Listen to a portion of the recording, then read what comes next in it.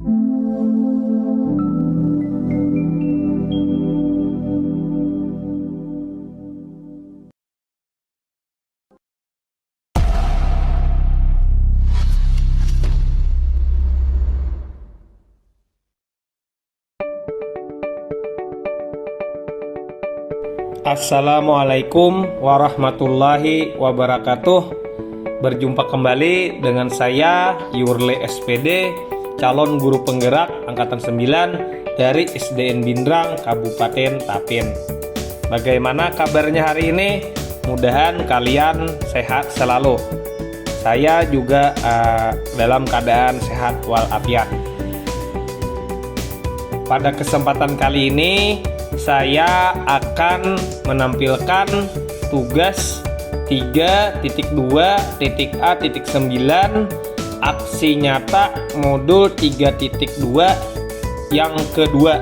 Jadi ini adalah aksi nyata saya yang kedua, berdiskusi mengidentifikasi aset sekolah bersama kepala sekolah, dewan guru, dan staf SDN Bindrang. Tujuan pembelajaran khusus CGP mengidentifikasi secara kolaboratif bersama warga sekolah lainnya tentang aset, kekuatan, sumber daya yang dimiliki sekolah. Nah, berikut ini adalah dokumentasi pada saat kegiatan aksi nyata berdiskusi mengidentifikasi aset-aset sekolah bersama dengan guru dan kepala sekolah di SDN Bindrang. Aset utama SDN Bindrang dari hasil diskusi dengan seluruh dewan guru dan kepala sekolah adalah sebagai berikut: 1. Modal manusia, 2. Modal sosial, 3. Modal fisik, 4.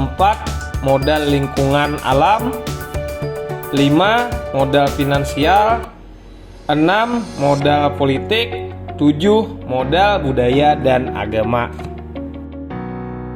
Yang pertama, modal manusia. Kepala sekolah, kualifikasi S1 dan berpengalaman dalam mengelola manajemen sekolah.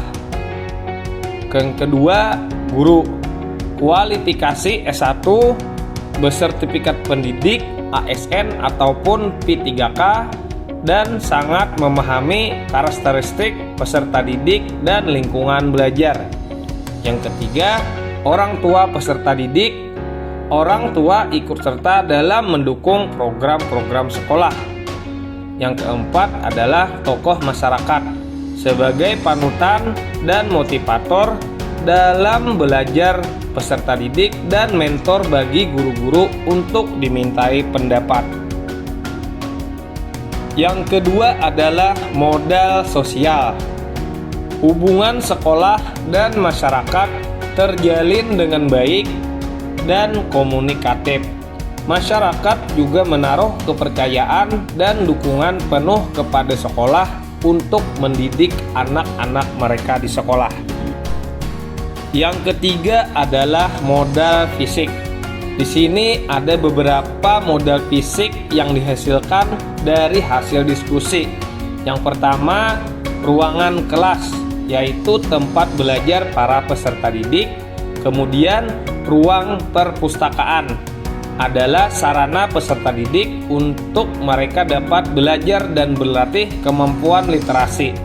Yang ketiga adalah WC, tempat untuk buang air kecil, buang air besar, dan tempat untuk mengganti pakaian setelah berolahraga. UKS, tempat menyimpan obat-obatan dan tempat istirahat apabila ada peserta didik yang sakit di sekolah. Kemudian ada alat praktek, menunjang kegiatan praktek mengajar guru dan proses belajar peserta didik. Kemudian ada tong dan mesin air, sarana dan prasarana sanitasi air di sekolah. Selanjutnya adalah komputer, Komputer adalah untuk menunjang kinerja guru dan kepala sekolah dalam kegiatan operasional sekolah. Selanjutnya ada bel otomatis sekolah. Pemanfaatannya adalah mengatur jam operasional sekolah. Kemudian ada IndiHome. Pemanfaatannya adalah untuk menunjang kinerja guru dan kepala sekolah dalam kegiatan operasional sekolah. Selanjutnya ada laptop. Pemanfaatannya adalah untuk menunjang kinerja guru dan kepala sekolah dalam kegiatan operasional sekolah yang mudah dimobilisasi. Kemudian ada tempat parkir. Pemanfaatannya adalah tempat meletakkan alat transportasi guru dan peserta didik. Selanjutnya ada proyektor dan layar. Pemanfaatannya adalah sebagai alat pendukung pembelajaran di kelas. Ada lagi ruangan guru. Pemanfaatannya adalah tempat guru beristirahat, tempat guru mengoreksi pekerjaan peserta didik. Kemudian ada ruangan kepala sekolah. Pemanfaatannya adalah tempat istirahat kepala sekolah, tempat rapat kecil, dan tempat menyimpan arsip. Selanjutnya ada lapangan. Pemanfaatannya adalah untuk tempat melakukan kegiatan olahraga, upacara, pramuka, lomba-lomba, Jumat Takwa, dan lain-lain. Kemudian ada kebun sekolah. Pemanfaatannya adalah sebagai tempat sarana peserta didik untuk belajar praktek dan sarana pengembangan program P5. Kemudian ada modal lingkungan alam. Dari hasil diskusi ada terdapat 3 modal lingkungan alam, yaitu 1. Pepohonan yang rindang. Pemanfaatannya adalah kondisi lingkungan sekolah menjadi sejuk sehingga proses pembelajaran menjadi nyaman. Kemudian ada lokasi strategis, yaitu letaknya di jalan utama provinsi sehingga mempermudah peserta didik berangkat ke sekolah. Yang terakhir, dekat dengan hutan, yaitu sebagai sarana observasi dan belajar peserta didik di alam terbuka. Selanjutnya ada modal finansial. Dari hasil diskusi ada 2 modal finansial yang terdapat di SDN Bindrang. Yang pertama adalah dana BOS, yaitu sumber utama keuangan sekolah untuk mendukung terlaksananya kegiatan operasional sekolah. Yang kedua adalah dana komite. Pemanfaatannya adalah untuk membantu sekolah mendukung kegiatan yang ada di sekolah, contohnya sumbangan atau sedekah. Kemudian ada modal politik. Dari hasil diskusi terdapat beberapa modal politik di SDN Bindrang. Yang pertama yaitu bekerjasama dengan puskesmas.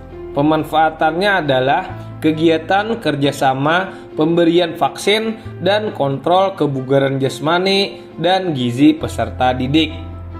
Selanjutnya adalah bekerjasama dengan dinas pendidikan. Pemanfaatannya adalah untuk melakukan pelatihan atau workshop untuk guru. Kemudian ada kebijakan kepala sekolah.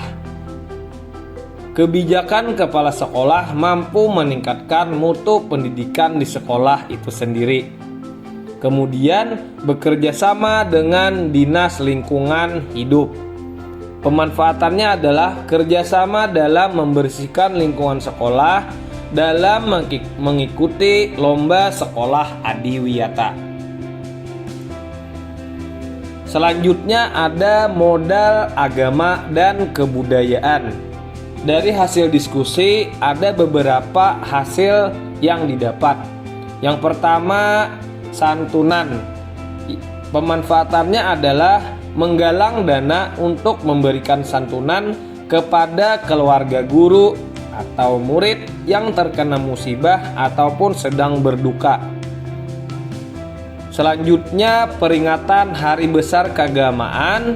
Pemanfaatannya adalah menumbuhkan keimanan dan ketakwaan peserta didik kepada Allah Subhanahu wa Ta'ala. Kemudian ada sholat duha Kamis. Pemanfaatannya adalah menumbuhkan keimanan dan ketakwaan peserta didik kepada Allah Subhanahu wa Ta'ala dan membentuk karakter peserta didik yang berakhlak mulia dan bertakwa kepada Tuhan Yang Maha Esa. Selanjutnya ada juga Jumat Takwa.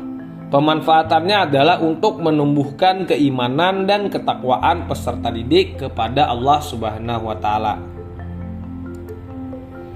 Nah, berikut ini saya tampilkan adalah undangan rapat untuk diskusi aset yang ada di sekolah ini untuk dewan guru dan staf. Kemudian ini adalah hasil dari diskusi aset sekolah ini berupa notulen rapat yang dibuat oleh notulen rapat sekolah dan diketahui oleh kepala sekolah. Kemudian ada absensi kehadiran rapat pada kegiatan aksi nyata pada siang hari ini. Nah, itulah tadi pemaparan saya tentang diskusi aset-aset yang ada di sekolah dengan kepala sekolah, dewan guru, dan staf karyawan SDN Bindrang. Sekian dan terima kasih. Saya Yurli, calon guru penggerak Angkatan 9 dari Kabupaten Tapen. Tergerak, bergerak, menggerakkan. Salam sehat dan salam bahagia. Assalamualaikum warahmatullahi wabarakatuh.